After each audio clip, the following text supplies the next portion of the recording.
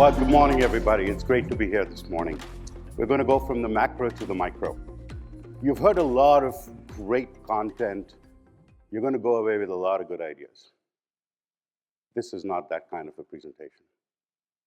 I only have questions, and you have the answers. So please feel free to interrupt me at any point in time and shout out and tell me what I'm doing wrong. But in the early days of the pandemic, we were all very much thinking about the issues at hand, and one of the big issues at hand was this issue of equity. And we've all seen this cartoon before. And for me, it was really just understanding how things can be different as we look at equity and not equality, right? On so much work has already been done on our campuses around this issue. You know, we've done the gender neutral restrooms, the lactation rooms, you know, making sure we call it the right thing, the meditation rooms, some prayer rooms, community spaces. But I felt that there was more to be done than just that. So in the early days of the pandemic, I decided that we were going to completely rethink the way we work. And so I told my group that we're going to be the canary in the coal mine, and we are going to completely change how we work. Now, I hadn't sat in an office for 15 years because I truly believed sitting in the middle with my staff was the best way to get a community built. So our workplace was a typical, you know, beautifully set out cubicle space where we all sat, which is shown here on the left. You know, regular sized cubicles. We got rid of all the cubicles. I told my, one of my planners who also came from the furniture industry, I said, we are going to reset all our furniture. You can beg, borrow, steal pieces, but we are not going to buy a single piece. And we redid it to where we all had just open workstations. You know, we all had one of these standing tall cabinets. You know, on the right-hand side top, you see what was my cabinet, which was just the same as everybody else's.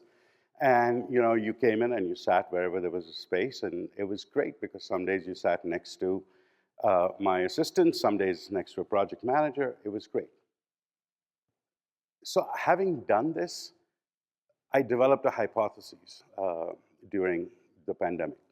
And I have sort of spoken extensively about this, but basically my hypothesis said that there are 4 kinds of buckets that work falls into for most white-collar jobs, certainly most white-collar jobs in education. The 4 buckets are focus work. You guys are road warriors. You worked at airports, at Starbucks during the pandemic. You worked at home. It's where you are producing, you're focused. The other is engagement. We are engaging right now. During the pandemic, we engaged online. Some days it was okay, some days it was not. Third bucket is customer service. We all have customers, we all serve them.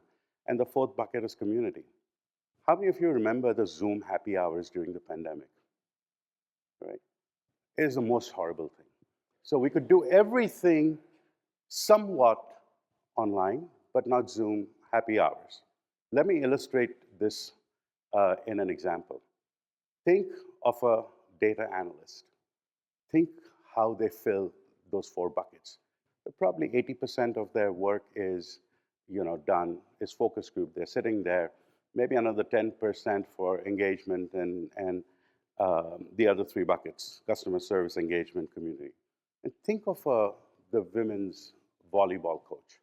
Think of how much time they spend on focus work. 30% maybe. They spend an inordinate amount of time out in the field with the community doing other things. But yet, as architects and planners, we think they are both going to be equally successful in the same kind of space. Why is that? I still haven't figured out the answer. So this was one of the hypotheses that I developed. But then as we started to move through the pandemic, we were all hybrid. You know, things were, are people going to come back, not going to come back? So we did surveys and we asked questions of people, what would it take to come back? The survey we did with our own sort of administrative groups on our campus, this was the sort of response. Food was number one, collaboration, giving people a routine, team dynamics, energy, all the right words were there. I said, that's great. But I said, let me go to the other side and ask more questions. So I wrote to about 30 of my good friends in the architecture business, and I asked them this question. With growing emphasis on Jedi within our work lives, over the last few years, we've been harvesting low-hanging fruit with improvements in installation of the things I talked about. Give me 2 or 3 examples or ideas of how this manifests in the greater physical environment that we design. I was very specific to say bullet points are desired. So I wrote to principals, I wrote to mid-career folks, I wrote to junior folks. These were some of the firms. I'm sure many of you work with these guys. And I said, educate me. And I got some bullet points. Some were very, very long answers. And some were just not quite sure what we are doing just yet. So I have distilled their responses into sort of 3 basic categories. The first category is about people. And I'm sure you all will get a copy of this so you can delve into it a little bit deeper. You know, when you think about people, and I've worked in higher ed for a long time, and I cannot tell you, and the higher ed community, just like we are in this room, tends to be quite a diverse community. I cannot tell you how many times I've been in interviews with architects where, and for a long part of my career, I worked for a woman who was my boss, who was one of the most amazing people I could have ever worked for. So we would be sitting on this side of the table, a mix of, you know, a really diverse mix of people. And across the table would be a collection of mostly men. And then behind them would be a group of very diverse, young-looking people who wouldn't say a word during the interview. And it always struck my boss, who was a woman, who said, how can the people who are sitting across the table know what the students want, what we want, and what we want to do if they can't relate to the community that they are going to serve? Over and over again, this was the thing. But so many other issues that, you know, come to bear where people are concerned. You know, everybody comes from a different cultural background. You know, some of us are more visual learners, some are more, you know, need to read, some like to digest. We don't really take into account how these different modalities impact the physical environment that we design. The reality is, truly for designing environments, we are really hostage to the furniture manufacturers. And the furniture manufacturers really don't think that much about higher education because we are a very small part of their market. It's something to think about, and I keep saying this to the people that I know in the furniture industry. The second is place. Safety in the workplace is such a big thing. And, you know, there was a time, I think we don't do this anymore, but there was a time when we loved to have little nooks and crannies and little hideaways, and compare that to how you think of safety today, and just a very simple sort of element of having clear sight lines and to see and be seen so that there is an element of safety where you are. The other example for this that I love to think about is the ADA Act. ADA barely skims the surface. We are all happy in saying, hey, our buildings are ADA compliant. But honestly, if you see a person in a wheelchair trying to open a restroom door, it's not easy. Doesn't matter that the stall inside is ADA compliant, but they can't even get into the restroom.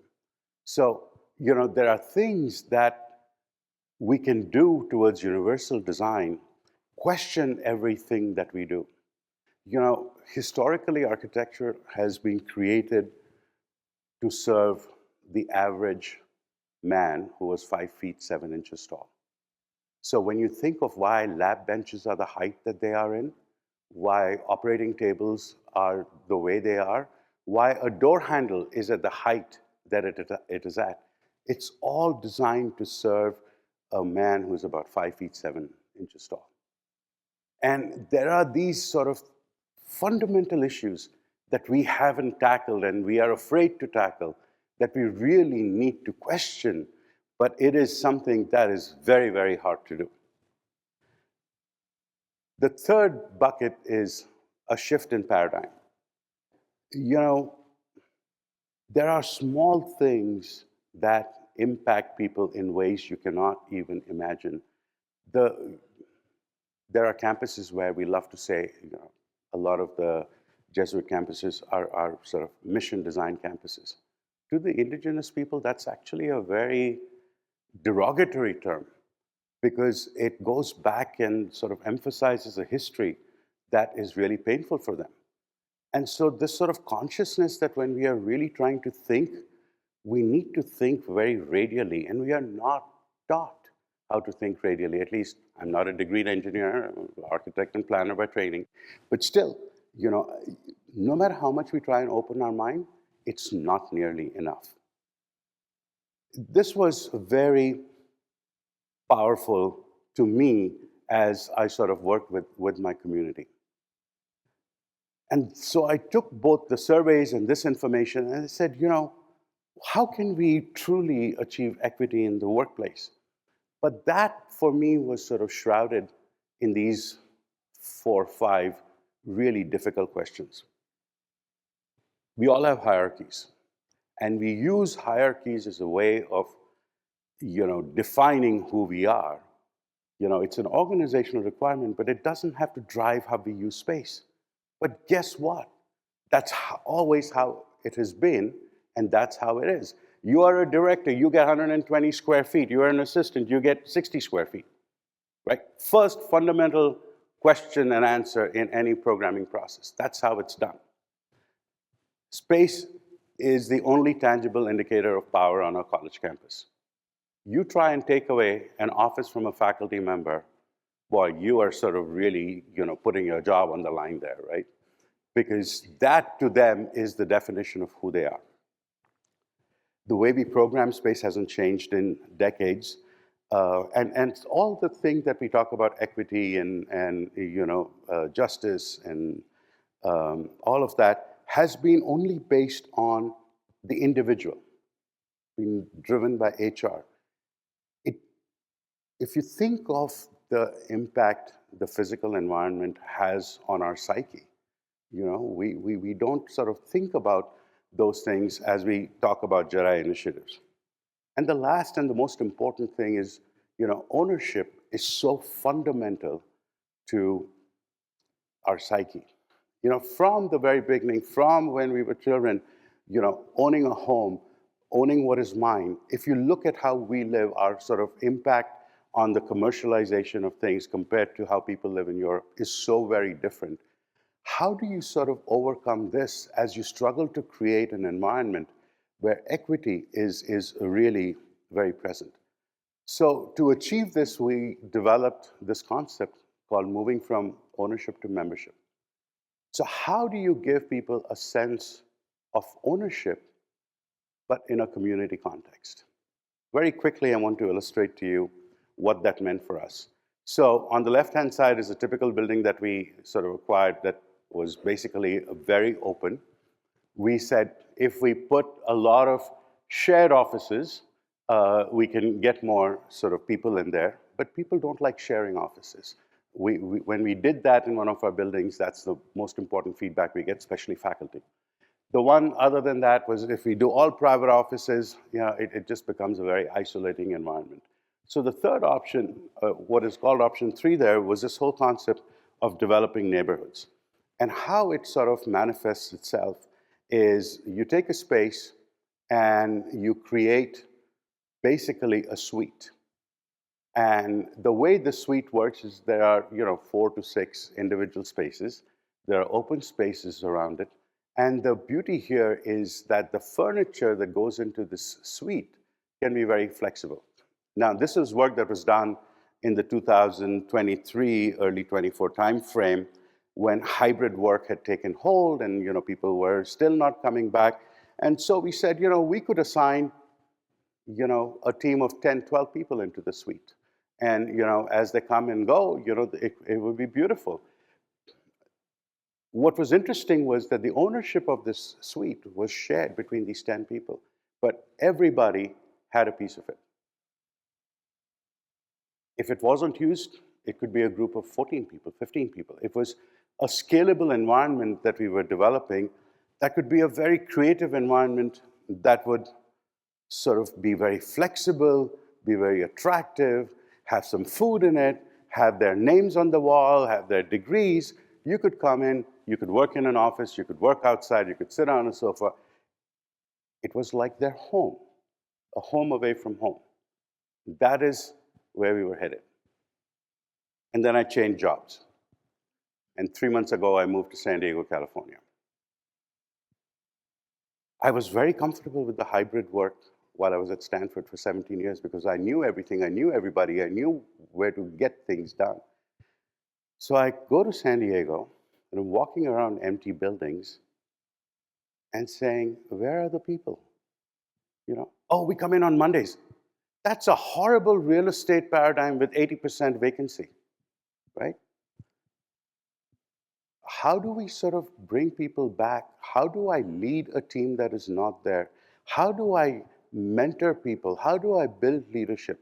How do I create community? And at the end of the day, where is the ethos? Next year, hopefully, I will have some answers, but I look forward to learning from you guys. Thank you for being a wonderful audience.